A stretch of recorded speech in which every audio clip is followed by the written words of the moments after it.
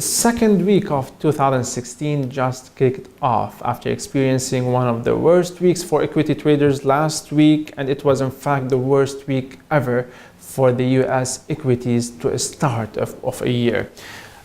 In fact, the turmoil in the market was mainly blamed on China devaluing their currency for 8 consecutive days. One of these days were the highest depreciation in their currency since August, and in fact so many of selling pressure occurred on this event. However, for the past 2 days, the Chinese authorities did not depreciate their currency. In fact, they appreciated it, or they fixed it higher against the US dollar, but still markets are not responding. This means they lost a hope, or they lost faith in the system itself.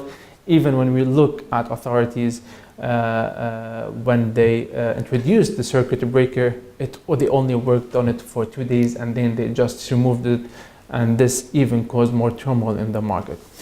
With this kind of situation, we continue to prefer the safe havens, especially with the crude oil continuing to drop. So safe havens such as the Japanese yen and the gold. In fact, the Japanese yen today also went higher against the US dollar.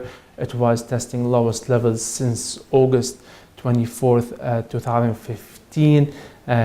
Approaching to these levels, the 116.20 levels, and in fact we can test these levels if turmoil continued and the Japanese central bank did not intervene. So we keep an eye on this currency. Probably for those who wants to get short, around 117.80 to 118 could be good levels. And as for the gold, although there's nothing to hedge against inflation, there's no need to hedge against inflation, but with current market situation, yes, the gold status as a safe haven came back, and probably 100 or the 1080, 1090 levels could be good supporting levels for those who wants to get long on the gold for the time being.